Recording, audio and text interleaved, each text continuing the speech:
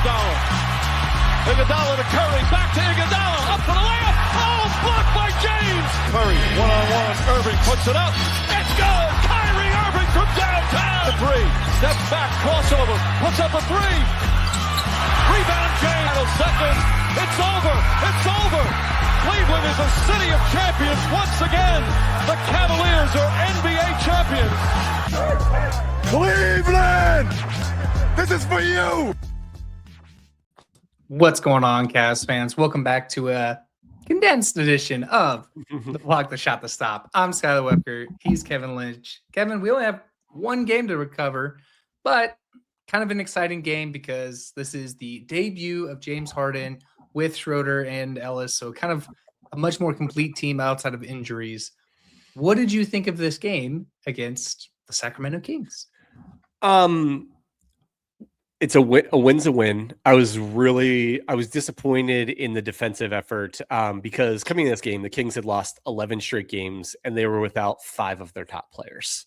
So as somebody who personally bets Cavs minus 12.5, I was a little offended that they waited to the fourth quarter to try and actually win this game. The offense for a lot of the game looked really good, especially in the fourth quarter there. But overall, again, win's a win. We'll have plenty of positive things to talk about, but also it struck me, one, kind of how defensively they weren't as good as I would like them to be, and two, how small they were, especially with Mobley and Wade out in this game. Yeah, the defense was at suspect because every single person that, besides one, that played more than 10 minutes for the Kings were in double-digit scoring figures. So without their top guys who are out from injury and trades as well. So the defensive effort was not my favorite, but the thing that was my favorite is the energy and rhythm that second unit has kind of immediately since bringing Schroeder and Ellis over. And I put it out on our socials. Like, I'm already ready to start talking an Ellis extension. Keon Ellis looks fantastic. I think he is going to be a high-level contributor for the Cavs. And as you highlighted before, having his bird rights, somebody I would love to keep in a Cavs jersey. I also don't know if what that means for maybe some of the other guys on the roster, both for this year as far as playing time goes, and in the summer, do they potentially kind of reshape the roster a little bit around not having quite so many guards as they have right now? But that being said, Schroeder, I have loved what he has done in the first 2 games. Like, the thing he does is the exact thing that we needed Lonzo to do, and there was just no way he was ever going to do it. It's attack the basket, make things happen offensively by putting pressure on the defense. As we said, Schroeder is not going to be the highest percentage scorer, but like, he makes offensive go just from his kind of creating things happening, creating like him, moving the ball like really quickly. There was one 3-pointer, I think it was Ellis that hit it, that Schroeder had the ball in his hands like 0.2 seconds. They kicked out to him, and he just had the quickest flip pass to get somebody else a wide open 3. And then, as I said, him putting pressure on the rim, creating things offensively, doing drop-offs. All these guys, including James Harden, just are putting the food on Jarrett Allen's table right now. That's for sure. We're seeing the benefit of getting the big guys involved right now, because Jarrett Allen, with another incredible game, he only missed one shot the entire night. He was 29 points, 11 from 12 from the floor, 7 of 8 from the free throw line with 10 rebounds. I mean, everybody was trying to find Jarrett Allen. And hey, he's got one of the best point guards that dump off the big men in the game right now, and that's James Harden. Yeah, Jarrett has been on a tear lately. I saw some speculating online about, like, is this a Jarrett we would get more often if not paired with Evan Mobley? I think that's a question for another day. I do think there's there's obviously more offensive opportunities for him with no Evan Mobley. That's unquestioned. So, and the fact that they have been looking for him so much, even the game before the trades, when he had the 40-point game on Sunday nights. But Jarrett is such a good finisher around the basket. He needs to be set up. That's the thing. He's not a guy that you just you pass in the ball and let him score. He has to be set up. But if you put the focus into setting him up, like, he's gonna finish for you. I mean, there's some crazy stats out there. I think the Cavs are now 11 or 12-0 when Jarrett Allen takes double-digit shots. I think they're 21-7 when he scores like 15 points or more, maybe. But so it's becoming very obvious. This Cavs team is much better when they involve Jarrett Allen, and now they have a guy in James Harden who is going to consistently keep Jarrett Allen involved in the offense. I was really impressed with James Harden. I know there were some points, and it's bound to happen where felt a little sluggish, felt a little trying to square peg in a round hole. But obviously that's just an adjustment period. Like, you get to play with these guys, you'll get your continuity around it. But all in all, for him to be able to involve everybody as much as he did, especially Jarrett Allen, and still get 23 points, especially in that fourth quarter where they were kind of going back and forth a little bit. I was impressed with what I saw offensively from James Harden. The defense, I cannot watch. I mean, there were so many times where man on man, and then doesn't even get a hand up, doesn't try to get in his face at all. Just that drove me a little bit up the wall. It's bad. It's bad. Like, the only thing Harden does well defensively is he holds up if you try and take him to the basket, because he is very stout, very strong, right? Mm-hmm. But other than that, he has he makes DeAndre Hunter look like all defensive team with like how much James will space out on the defensive end, especially when his defender doesn't have the ball. And it is a worry for me defensively with this Cavs team, with him in the lineup, along with some of the other guys.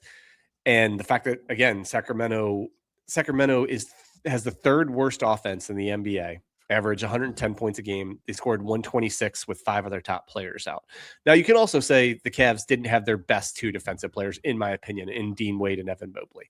That will change a lot of things when those 2 guys are in the lineup. I also was kind of, and we'll get into this in a minute, but like kind of perplexed by some of Kenny's rotations. But again, he has a lot is a new roster now, and he's trying to figure it out. But yeah, the defense is going to have a little bit of work to do. You brought up the thing that I wanted to go on, was some of the rotation that Kenny chose.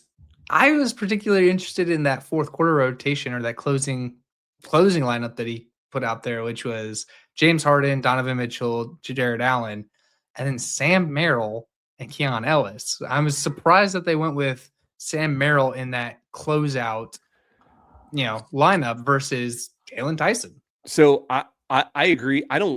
That lineup is not sustainable. You can't start you can't have all 4 of those guys in together. As good as Keon Ellis is at, both defensively and filling in gas, he made so many like just great hustle plays and they're in the fourth quarter. But that lineup's not sustainable. I'm with you. I don't think if your backcourt is James Harden and Donovan Mitchell, you can't have both Keon Ellis and Sam Merrill be your forwards. Basically, that doesn't make any sense. I agree with you. I would have thought, my guess is that they would have gone back to Tyson instead of Ellis, but Ellis is playing so well, Kenny decided to ride him. I don't know why he chose to stay with Merrill instead of Jalen Tyson. I mean, Merrill, did he score? He had 2 points in the game, 0 for 6 on field goals. Didn't think he was, like anybody, was great defensively. So I'm not sure why Kenny decided that he needed to be in the closing lineup opposed to Jalen Tyson, who I thought was having a solid game. But yeah, I'm with you. I thought that was real. I'm like, this is a kind of crazy lineup, and there's no way they're going to be able to get away with this lineup against the majority of teams in the NBA. I was okay with Ellis in there just because he is exactly what this Cavs team needs, 3-and-D. But I was very questionable about the Sam Merrill piece because I with you, I probably would have went Jalen Tyson in that kind of 3 Yeah. role. No, because I can see Keon Ellis being in some closing lineups against certain opponents where they really are going to need his defense against an elite guard on the other team. So I have no problem with that. I could see him being the 5th guy with Harden, Mitchell, Mobley, Allen at times, or if they go down to one big, bringing in Wade or Tyson as kind of a small ball 4. So I completely agree with you there. I don't know. I don't know why Kenny thought it was a good idea to go so small. They got out rebounded in this game. I don't know if my guess is they got out rebounded in the 4th quarter pretty good. No, they actually won the rebounding by 1 in the 4th quarter, but they did get out rebounded for the game. And it seemed like Sacramento had like tons of offensive rebounds. So I was screaming to get somebody in the game that could, end a possession with a rebound. But Kenny got away with it. So, so we take the win and move on, right? Yeah, absolutely. I think, all in all, a good game. I fine with the distribution of minutes. I think some players are going to find less minutes as we get, especially Evan Mobley back, as we get Dean Wade back, because I do think Dean is probably their backup 4 for this team. I thought, what did you think about the combo of Craig Porter Jr. and Dennis Schroeder, kind of both of those guys being like the combo guards with each other? So Craig Porter Jr. is the most obvious guy to lose minutes after this trade deadline, right? I mean, they brought in 3 guards that are basically 2 point guards and a shooting guard, right? And Craig Porter Jr. would have been the odd man out in that scenario. Now, Craig has had some really good games recently, distributing the ball defensively. So maybe Kenny does want to make sure he stays in the rotation. Maybe it's temporary and he's keeping Craig in the rotation until the 3 new guys get a little bit better acclimated or they get a little bit healthier with Wade and Mobley. But again, that's really, really small to be playing, CPJ and Schroeder together. As much as I like both those guys in their fight on the defensive end, I don't know if that's going to be sustainable other than in like quick pockets here and there. Yeah, I agree with you. I'm curious. We know when Evan Mobley comes back, he is your starting 4. We know when D Wade comes back, he's probably your 4 off the bench. I'm having trouble finding a spot or maybe minutes for Max Strus if Max Strus is able to play at all this season. Yeah, I agree with you. I was surprised. I don't want to say worried. That's not the right word, but I am a little bit. My antennas are up watching Jalen Tyson in the next few weeks because he's obviously been a revelation this year and grown so much as a player and does so many things as far as like not only scoring, but playmaking, defensive end and everything. I wonder if his role lessens after all of these trades and if that's a good thing for the Cavs or not. So I'm just keeping my eye on him for maybe the next 5 to 10 games to see, because I don't want him to backtrack and I don't want him to be less involved than he has been, because for a bulk of the year, you could make a pretty solid argument he's been the Cavs' second best player. Yeah, I mean, I think he's the reason why you saw DeAndre Hunter as expendable, because of the growth and development of him. And we've heard Kobe Altman comments about it like, oh, we were talking about our core guys. It's time that we start talking about Jalen Tyson in that light as well. So I think the Cavs see him as a core piece to this team, which is good. I like that. They might take his minutes down just for, being a second-year player. It is a long season, much longer than any college season show. Could just be like an endurance piece. Maybe. But I don't want I'm with you that I don't want the role to diminish. I'm 100%. And I also realized I didn't answer your question about Max Strus, so I'll go there. But like, what does, even if healthy, what is, and probably not at his best, say 80-90% of Max Strus's best, right? what does he do better than somebody else that's on this roster that's going to be getting playing time? I don't know if there is something. He's a pretty good shooter. He's a decent defender. He's tough. He does all these things. But I think like the things they tried to get from Max, they can now get at a little bit higher level from other parts of the roster. So I'm with you. I mean, if he does come back and he is healthy, he's going to play some, but I think his impact and his role is going to be significantly smaller than we would have thought even a week ago. Yeah. I mean, I think he might be a little bit of insurance around, if Dean Wade goes down, if, I'm a big Tomlin guy, but we'll see how, his shooting has been a bit shaky this year. I love the energy, love the effort. We'll see how the playoff pressure affects Tomlin, but I think maybe Dean Wade is insurance at this piece where if guys go down, like maybe you'll get a better role. You have a quality depth in this team. But I'm with you that I think, you can get the same thing out of Jalen Tyson for a much cheaper contract and probably a long-term future. Like, I don't think they see Max Strus as a long-term piece of this team. I first want to say that's potentially the most optimistic thing you've ever said is that Naquan Tomlin's shooting has been a little shaky. He's shooting 20.7% from three, which if he qualified would be that is several percentage points below Lonzo Ball. Now the difference is Naquan contributes in all kinds of different ways. And you can't, in today's NBA, you can't tell him not to shoot, like, especially when he has a track record of being an average 3-point shooter in the G League and college and everything.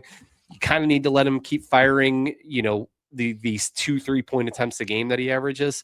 But he's figuring out that 3-point shot away from being, if he doesn't, he's a 9th or 10th man. If he figures it out, he could be a 6th man on this team. If he can be an average 3-point shooter, he is that good and that impactful in other areas of his game. And I agree with you. Like, there's definitely things that Naquan Tomlin already does better than a Max Strus that you might lean to him.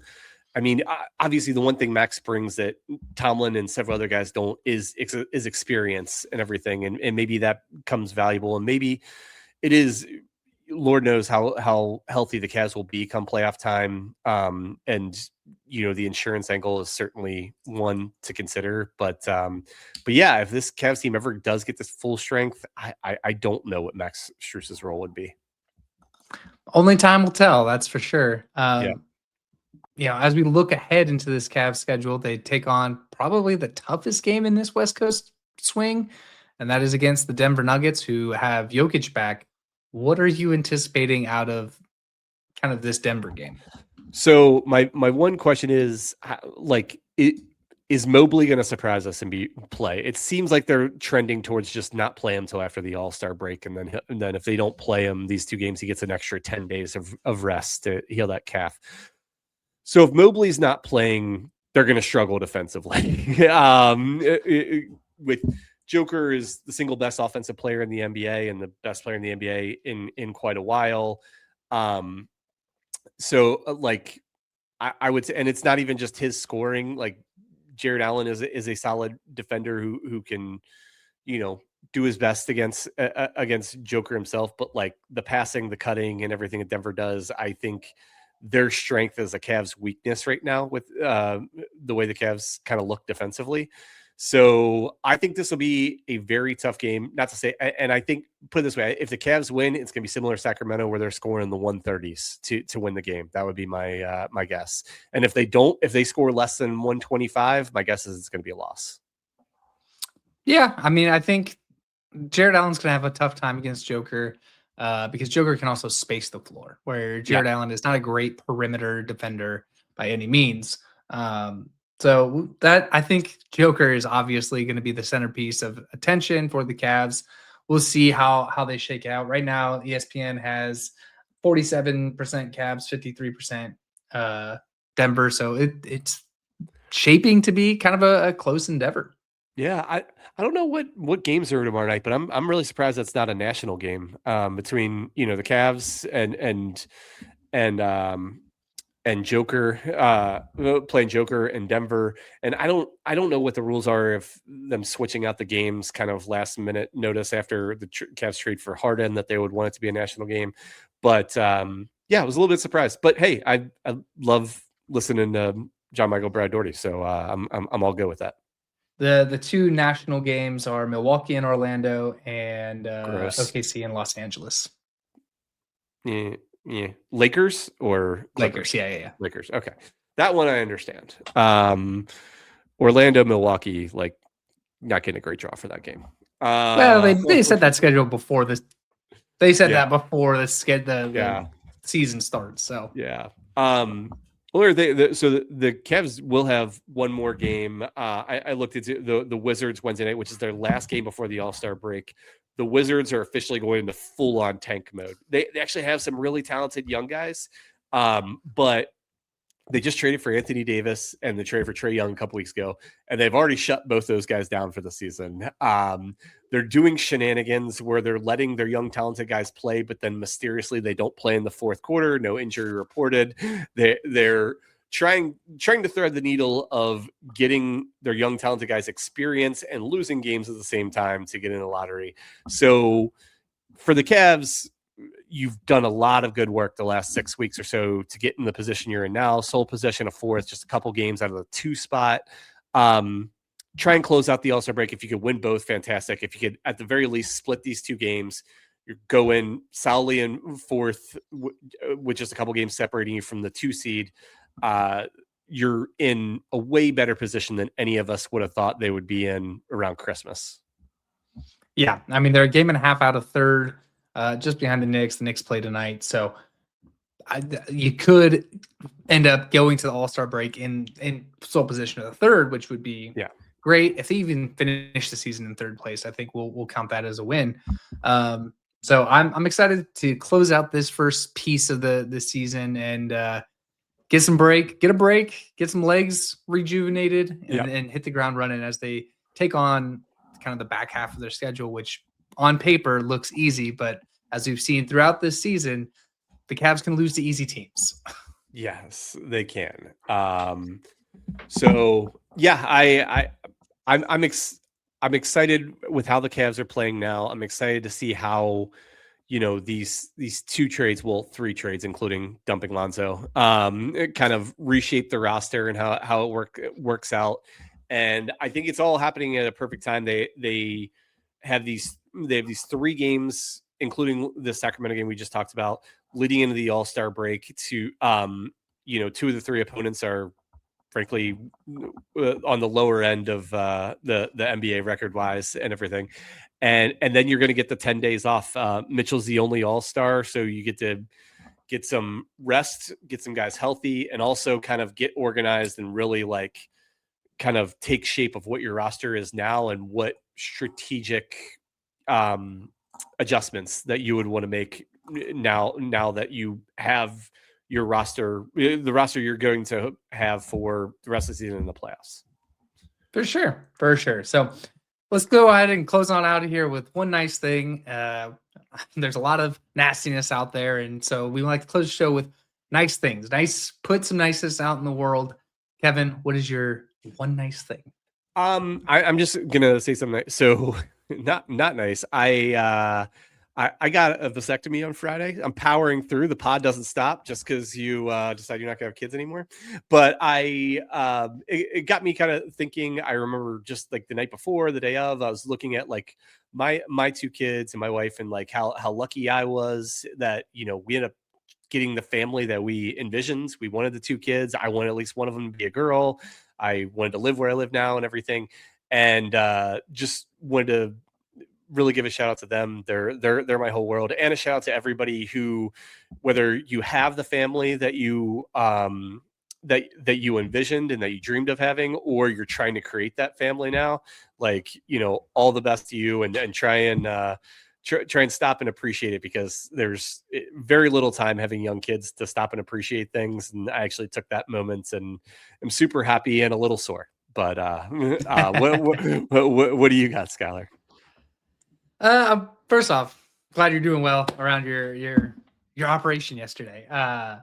But for me, I'm not really a big Olympics person. But the Winter Olympics have started, and my wife is a huge Olympics person, so she's really kind of gotten me into it a little more. And just seeing these not superstar athletes, like it's not like especially around the Winter Olympics, it's not like the NBA is going to go play in the Olympics, which is fun, but that's also like people's profession, where a lot of people in the Olympics, and especially the Winter Olympics, they are not paid athletes. These are people kind of doing it for the love of the game and going out there and competing on the highest stage. So I find that really, really awesome.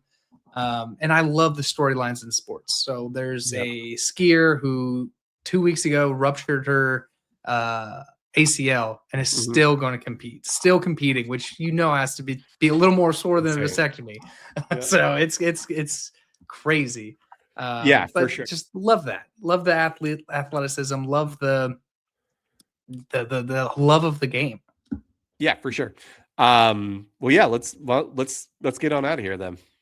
All right. Yeah. So we'll be back to recap the next couple of games. And we have a special series coming out during the All-Star break where we will be recapping the 2016 NBA Finals. We rewatched all the games. We have a lot of guests coming on to share their takes, share their reactions.